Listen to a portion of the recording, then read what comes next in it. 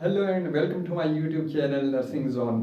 दोस्तों, आज हम बात करेंगे ह्यूमन रेस्पिरेटरी सिस्टम के बारे में कि ह्यूमन रेस्पिरेटरी सिस्टम क्या चीज़ है, किस तरीके से ये वर्क करता है, कौन कौन से ऑर्गन्स इसके अंदर इन्वॉल्व हैं और एक ह्यूमन बॉडी के अंदर जब हम सांस लेते हैं, जो सांस का अमल है जिसको हम निज़ामी तनफ़ुस कहते हैं, वो किस तरीके से ह्यूमन बॉडी के अंदर काम करता है। तो ये हम सारी चीज़ें आज की वीडियो में सीखेंगे। मगर आज की वीडियो, आज का सेशन स्टार्ट करने से पहले एक चीज़ मैं आपसे डिस्कस करना चाह रहा हूँ। वो ये है कि देख, दो तरीक़ों से आप एक चीज़ को समझ सकते हैं। नंबर वन, हम मेमोराइजिंग के उस चीज़ को आप याद कर लें, मेमोराइज कर लें। And number two is understanding. ये दो लफ्ज़ है, एक है मेमोराइजिंग और एक है अंडरस्टैंडिंग या कॉन्सेप्ट क्लियर होना। अगर हम मेमोराइजिंग की बात करें, हम याद करने की बात करें, वो हम किसी भी बुक से याद कर सकते हैं, वो हम गूगल पे मुख्तलिफ वेबसाइट्स है उसके ऊपर डालकर व्हाट इज़ रेस्पिरेटरी सिस्टम, वहाँ से भी हम याद कर सकते हैं। मगर वो याद करना सिर्फ टेम्परेरी टाइम के लिए होता है।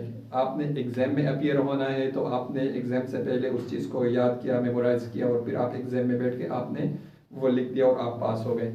एक होता है कंसेप्ट क्लियर होना, कि आपने अपना कॉन्सेप्ट कैसे क्लियर करना है, आपने उस चीज़ को समझना कैसे है। मेमोराइजेशन की जब बात होती है तो हमारे पास हम एक चीज़ याद कर लेते हैं, अगर उस चीज़ के साथ हम इन टच ना रहे किसी टाइम के लिए, वो चीज़ हम भूल जाते हैं। अक्सर औकात ये होता है, हम कहते हैं यार इस टॉपिक में मैं एक्सपर्ट था, मुझे बहुत अच्छी तरीके से इस चीज़ को मैंने याद किया था, मगर पता नहीं अब भी मैं भूल गया हूँ। क्यों? क्योंकि आप उस चीज़ के साथ टच में नहीं रहते और वहाँ पे आपने सिर्फ उस चीज़ को याद किया, मेमोराइज किया है, आपने उसको समझा नहीं है, आपका उस चीज़ के बारे में कॉन्सेप्ट क्लियर नहीं है।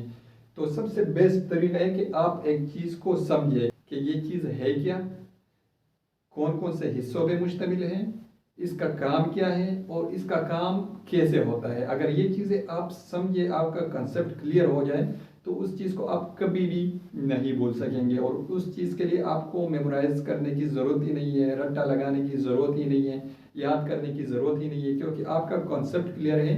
तो यहाँ पे भी आपको नीड होगी, आप खुद से उसको डिलीवर भी कर सकते हैं, आप खुद से उसको लिख भी सकते हैं। तो आज की वीडियो में हमारी कोशिश होगी कि हम रेस्पिरेटरी सिस्टम के ऊपर आपका कॉन्सेप्ट क्लियर करें, आप उस चीज़ को समझें। और जब आप इस सिस्टम को समझेंगे तो आपको लिखने में भी आसानी होगी, आपको किसी को डिलीवर करने में, प्रेजेंट करने में भी आसानी होगी और ये चीज़ आपके लिए लाइफ लॉन्ग जो है वो एक लंबे अरसे के लिए आपके माइंड के अंदर स्टोर भी हो जाएगा। तो आज की वीडियो में आपने सिर्फ समझना है। अगर याद करने की बात है तो आप कहीं से भी याद कर सकते हैं, आप डेफिनेशन भी याद कर सकते हैं, आप इसका पूरा सिस्टम भी याद कर सकते हैं, मगर हमारी वीडियो का मकसद है आपके कॉन्सेप्ट को क्लियर करना। तो बिल्कुल तवज्जो के साथ इस चीज़ को देखिए और इंशाल्लाह इस वीडियो के एंड पर आपको रेस्पिरेटरी सिस्टम बिल्कुल आसान अल्फाज में आप इस चीज़ को समझेंगे और आप रेस्पिरेटरी सिस्टम के बारे में बहुत अच्छे तरीके से जान सकेंगे। तो चलते हैं अपने टॉपिक की तरफ। Respiratory system. What is respiratory system? Respiratory system is a process of breathing in to inhale oxygen and breathing out to exhale carbon dioxide. जब हम बात करते हैं ऑक्सीजन की और कार्बन डाइऑक्साइड की, रेस्पिरेटरी सिस्टम के ज़रिए से ही हम सांस लेते हैं, जिसके अंदर एटमॉस्फेयर से हम ऑक्सीजन बॉडी के अंदर लेते हैं और बॉडी से कार्बन डाइऑक्साइड खारिज करते हैं, यानी बाहर निकालते हैं जब हम सांस बाहर निकालते हैं। अब इस सिस्टम को हम कहते हैं रेस्पिरेटरी सिस्टम।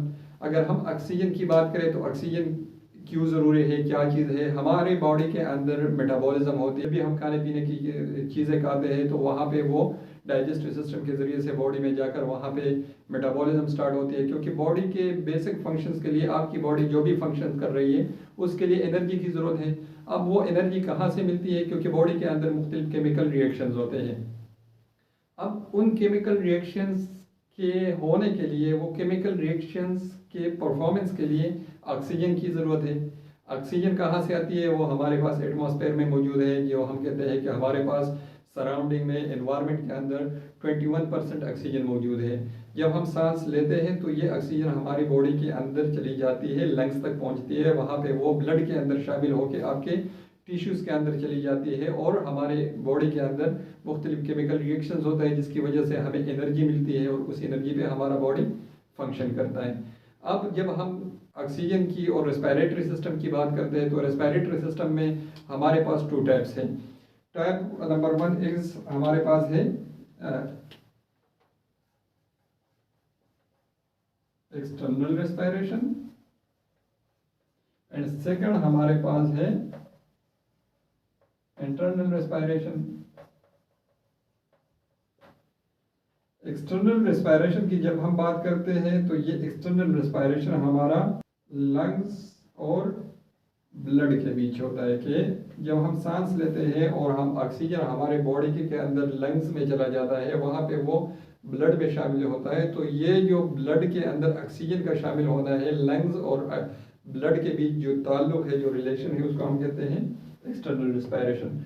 और इंटरनल रेस्पिरेशन की जब हम बात करते हैं तो हमारे पास इंटरनल रेस्पिरेशन है कि ब्लड और टिश्यूज के अंदर जो रेस्पिरेशन होती है, यानी हमारे ब्लड जब टिश्यूज तक पहुंचती है और वहाँ पे वो ऑक्सीजन टिश्यूज को मिलती है, तो जो ब्लड और टिश्यूज के बीच में जो रिलेशन है उसको हम कहते हैं इंटरनल रेस्पिरेशन। रेस्पिरेशन के अंदर हमारे पास 2 फेजेस है जिसको हम कहते हैं inspiration and number second is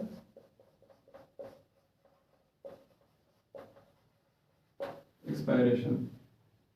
inspiration यानी जब हम सांस लेते हैं और जो हमारे एटमॉस्फेयर के अंदर ऑक्सीजन मौजूद है, सांस लेने की, सांस अंदर ले जाने की अमल को हम कहते हैं इंस्पायरेशन, जो कि एक एक्टिव प्रोसेस है और इसके लिए एनर्जी की ज़रूरत होती है। बॉडी आपकी जो एनर्जी है बॉडी के अंदर वो यूज़ होती है, आप सांस लेते हैं और आपके बॉडी को ऑक्सीजन मिलती है, तो ये इसको हम कहते हैं इंस्पायरेशन।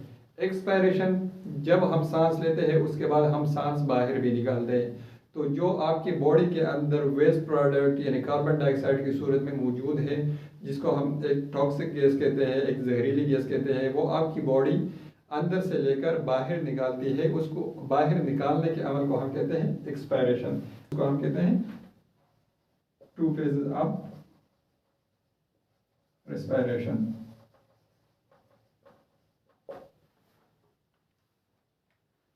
अब हम बात करते हैं रेस्पिरेटरी सिस्टम की। रेस्पिरेटरी सिस्टम हमारे पास 2 पार्ट्स पे मुश्तमिल है, कहते हैं अपर respiratory system and lower respiratory system. Upper respiratory system के अंदर कौन कौन से ऑर्गन्स इन्वॉल्व होते हैं और लोअर रेस्पिरेटरी के सिस्टम के अंदर कौन कौन से ऑर्गन्स इन्वॉल्व होते हैं, उसके बारे में हम डिटेल से पढ़ेंगे। हमारे पास upper respiratory system and lower respiratory system. अगर हम इनकी बात करें, अपर रेस्पिरेटरी सिस्टम में हमारे पास नोज या nasal cavity,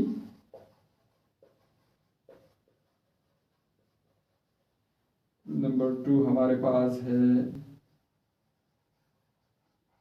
pharynx and number 3 is हमारे पास है लैरिंक्स, जिसको हम कहते हैं voice box. Lower respiratory system के अंदर हमारे पास है ट्रेकिया, जिसको हम वाइड पाइप बोलते हैं। उसके बाद हमारे पास है ब्रोंकाई एंड नेक्स्ट इज हमारे पास ब्रांक्यूल्स एंड एल्वोलाइज या एयर सैक, जिसको हम कहते हैं एयर सैक। ये हमारे पास लोअर रेस्पिरेटरी का पार्ट्स हैं। अब हम इस पे एक एक पे बात करेंगे, इसका स्ट्रक्चर हम देखेंगे कि किस तरीके से इसका स्ट्रक्चर है, ये एक दूसरे के साथ कैसे कनेक्टेड होते हैं, रेस्पिरेटरी सिस्टम किस तरीके से परफॉर्म होता है, वो हम आगे डिटेल में इस पे बात करते हैं।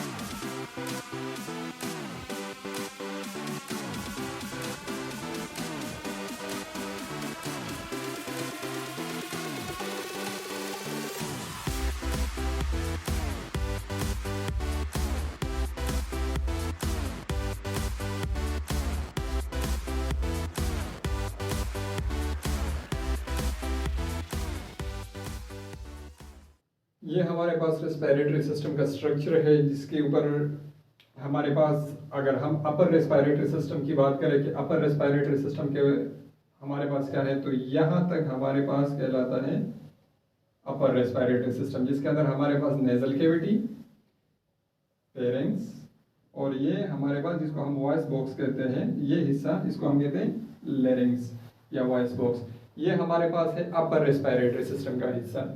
उसके बाद हमारे पास शुरू होता है lower respiratory system. Lower respiratory system के अंदर जैसे हमने बात की, हमारे पास ट्रेकिया है जिसको हम वाइंड पाइप कहते हैं, उसके बाद ब्रोंकाइस है। अगर हम एक सैंपल एक की बात करें तो उसको हम कहते हैं ब्रोंकस, मगर जब हम कंबाइन दोनों की बात करें तो उसको हम कहते हैं ब्रोंकाई। हमारे पास ब्रोंकाई है जो कि राइट और लेफ्ट लंग्स के अंदर एंटर होती है। उसके बाद हमारे पास वो मजीद फर्दर, ये जो मैंने ब्लू लाइनिंग में शो किया है, ये है हमारे पास ब्रोंक्यूल्स, जो कि ब्रोंकाई से निकल के फिर पूरे लंग्स के अंदर एक नेटवर्क बनाते हैं, उसको हम कहते हैं, ये जो ब्लू कलर में आपको नजर आ रही है इसको हम कहते हैं ब्रोंक्यूल्स। और यहाँ पे ये जो आपको ग्रीन बॉल्स नजर आ रहे हैं, ये हमारे पास है एल्वोलाइज, या जिसको हम कहते हैं एयर सेक्स। तो ये हमारे पास लोअर रेस्पिरेटरी का हिस्सा है। उसके बाद हमारे पास नीचे सबसे एंड पे आता है डायफ्राम। डायफ्राम का क्या फंक्शन है वो भी हम आगे जाकर सीखेंगे कि डायफ्राम क्या चीज़ है, मगर यहाँ पे आपको ये स्ट्रक्चर, ये तस्वीर बिल्कुल क्लियर समझ में आनी चाहिए कि हमारे पास अपर रेस्पिरेटरी के कौन से पार्ट्स है और हमारे पास लोअर रेस्पिरेटरी के कौन से पार्ट्स हैं। अपर रेस्पिरेटरी में हमारे पास नेजल कैविटी, पेरिंग्स, लेरिंग्स, और लोअर रेस्पिरेटरी में हमारे पास ट्रेकिया, ब्रोंकाई, ब्रोंक्यूल्स एंड अल्वोलाइज। ये हमारे पास लोअर रेस्पिरेटरी के पार्ट्स हैं। आगे जाकर इस पे बात करेंगे कि किस तरीके से। अच्छा, अगर हम रेस्पिरेशन की बात करें, रेस्पिरेशन कैसे होती है, जब भी हम सांस लेते हैं, चाहे वो सांस आपका नोज के जरिए से हो या माउथ के जरिए से हो, हम सांस लेते हैं। सांस लेते हुए हमारे पास जो एयर एंटर होती है, जिसके अंदर हमारे पास ऑक्सीजन अवेलेबल है, वो एंटर होती है। जो इनिशियल पॉइंट है वो हमारे पास है नेजल कैविटी या ओरल कैविटी, वहाँ से हम सांस लेते हैं। वहाँ से वो आता है हमारे फेरिंक्स के जरिए से लेरिंक्स के अंदर, लेरिंक्स से होते हुए वो ट्रेकिया, उसके बाद ब्रोंकाई, उसके बाद वो ब्रोंक्यूल्स और अल्वोलाइज, और जो हमारे पास गैस एक्सचेंज होता है वो हमारे पास एल्वोलाइज यानी एयर सेक्स के अंदर गैस एक्सचेंज होती है। इस पूरे स्ट्रक्चर को हम कहते हैं this is part of respiratory system and how it works, this process is called respiratory system. अब हम बात करेंगे कि रेस्पिरेशन किस तरीके से परफॉर्म होती है, बॉडी किस तरीके से रेस्पिरेटरी सिस्टम की जब हम बात करते हैं तो रेस्पिरेटरी सिस्टम कैसे अपना काम करता है। जब मुख्तलिफ ऑर्गन्स इन्वॉल्व होते हैं तो उन ऑर्गन्स का काम क्या है और वो किस तरीके से इस पूरे प्रोसेस को चलाता है। हमारे पास जब हमने नेजल कैविटी की बात की, हमने फेरिंक्स की बात की, हमने लेरिंक्स की बात की, ट्रेकिया, ब्रोंकाई, ब्रोंक्यूल्स, तो इसमें हमारे पास ये जो अपर रेस्पिरेटरी के पार्ट्स है, ये हमारे पास एक पेथवे या एयरवे, मतलब एक ट्रैक है जिसके जरिए से हवा एंटर होती है जब हम सांस लेते हैं और वो लंग्स तक पहुंचती है। इसके अलग भी कुछ फंक्शन है, जैसे हम कहते हैं कि हेमोडिफिकेशन होती है, इसको हेमोडिफाइड करते हैं, एयर को ड्राई होने नहीं देते। कोई फॉरेन बॉडी है वहाँ पे वो स्टक हो जाती है, वो आपके लंग्स में पहुँचने से मना करती है। आपकी अल्फैक्टरी यानी स्मेल, जब हम स्मेल की बात करते हैं तो वो फंक्शन है। इसके फिर अलग फंक्शन है, मगर हम बात करते हैं एक्सचेंज की, कैसे गैस एक्सचेंज होते हैं बॉडी के अंदर, हम उसके ऊपर बात करते हैं। तो वहाँ पे हमारे पास जो मेन पार्ट्स है, वो जो पार्ट्स इन्वॉल्व होते हैं वो हमारे पास है। हम अगर ओवरऑल बात करें तो हम बात करते हैं लंग्स की। लंग्स के अंदर फिर हमारे पास अल्वोलाइज है और हमारे पास जिसको हम कहते हैं एयर सेक्स। इसकी बात करें तो गैस एक्सचेंज हमारे पास अल्वोलाइज के अंदर होती है। किस तरीके से होती है, एक पूरे साइकिल में सीखने की कोशिश करते हैं। फॉर एग्जाम्पल, एक बंदे ने सांस लिया और वो एयर आपका एंटर हुआ, यहाँ से होते हुए आपके लंग्स तक पहुँचे। अब वो लंग्स में पहुँचने के बाद लंग्स का क्या काम है, जब हम सर्कुलेशन की बात करते हैं तो हमारे पास दिल के अंदर हमारे पास जो right side of the heart है उसको हम कहते हैं deals with deoxygenated blood and left side of the heart is deals with oxygenated blood. जब भी हमारा दिल पंप करता है तो हमारे जो राइट साइड से है उससे पल्मोनरी आर्टरी के जरिए से डीऑक्सीजनेटेड ब्लड जाता है लंग्स के अंदर प्योरिफिकेशन के लिए, ताकि उसके साथ ऑक्सीजन ऐड हो जाए। अब फॉर एग्जांपल यहाँ से हमारे पास ये फॉर एग्जांपल हमारे पास ये है right side of the heart, जहाँ से ब्लड हार्ट ने पंप किया और वो ब्लड हमारे पास यहाँ से होते हुए लंग्स तक पहुंचा, लंग्स में आया। लंग्स में आने के बाद ये डीऑक्सीजनेटेड ब्लड है। किस लिए यहाँ पे आया कि इसके साथ ऑक्सीजन ऐड होके ऑक्सीजनेशन होए और बॉडी को प्रोवाइड की जा सके, जो बॉडी के मुख्तलिफ टिश्यूज तक जा सके। अब यहाँ से डीऑक्सीजनेटेड ब्लड हमारे पास लंग्स में आया, हमने सांस ली, ऑक्सीजन ऐड हुआ, अल्वोलाइज तक आया। यहाँ पे अल्वोलाइज से वो ऑक्सीजन जो है वो ऐड होता है इस ब्लड के अंदर से, इस ब्लड के अंदर, और ये ब्लड वहाँ से हमारे लंग्स से जाता है हमारे right side of the heart में, जहाँ से वो पंप करके वो आपकी पूरी बॉडी को देते हैं। गैसियस एक्सचेंज जो है वो हमारे पास अल्वोलाइज के अंदर होता है। अगर अल्वोलाई के स्ट्रक्चर को हम देखें, यहाँ पे आपको रेड कलर के नजर आ रहे हैं, तो हमारे पास अल्वोलाई का स्ट्रक्चर कुछ इस तरह का होता है। ये जो हमें एक अल्वोलाई नजर आती है, ये हमारे पास है एयर सैक, जिसके अंदर बहुत सारे अल्वोलाइज होते हैं, वहां पे गैस जाता है और वो पंप करके ऑक्सीजन को ऐड करता है ब्लड के साथ और कार्बन डाइऑक्साइड को एक्सक्रीट आउट करता है हमारी बॉडी से। एक हमने बात की डायफ्राम की। डायफ्राम का क्या काम है? डायफ्राम का काम है इनहेलेशन और एक्सहेलेशन, यानी सांस लेने में और सांस बाहर निकालने में हेल्प करना। हमारे पास ये डोम शेप, यानी हमारे पास अगर हम उसकी स्ट्रक्चर देखें तो हमारे पास ये कुछ इस तरह के मसल्स की सूरत में मौजूद होता है, जो कि हमारे एक्सपायरेशन और इंस्पायरेशन के अंदर लंग्स को कंट्रैक्ट और रिलैक्स करने में हेल्प आउट करता है। जब हम सांस लेते हैं तो ये कंट्रैक्ट होता है, कंट्रैक्ट होने की वजह से जो हमारे थोरेसिक कैविटी का जो स्पेस है वो बढ़ जाता है और हमारी बॉडी के, हमारे लंग्स के अंदर काफ़ी मिकदार में एयर एंटर होती है, जिसके अंदर ऑक्सीजन मौजूद होता है और वो वहाँ पे प्योरिफिकेशन का प्रोसेस शुरू होता है, ऑक्सीजन ऐड होता है, कार्बन डाइऑक्साइड रिमूव होता है। जब हम सांस बाहर निकालते हैं तो ये रिलैक्स होता है और वहाँ पे जो थोरेसिक कैविटी का एरिया है वो थोड़ा सा कम होता है, ताकि लंग्स के ऊपर प्रेशर पड़े और वो कार्बन डाइऑक्साइड को बाहर निकाले, यानी आपकी सांस को बाहर निकाले। तो प्रोसेस को हम कहते हैं रेस्पिरेटरी सिस्टम। हमारे पास है रेस्पिरेटरी सिस्टम, जो कि हमारे पास 2 फेजेस में होता है, inspiration and expiration. Inspiration means सांस का अंदर ले जाना और एक्सपायरेशन मीन्स सांस का बाहर निकालना। फिर हम 2 टाइप्स है, external respiration and internal respiration.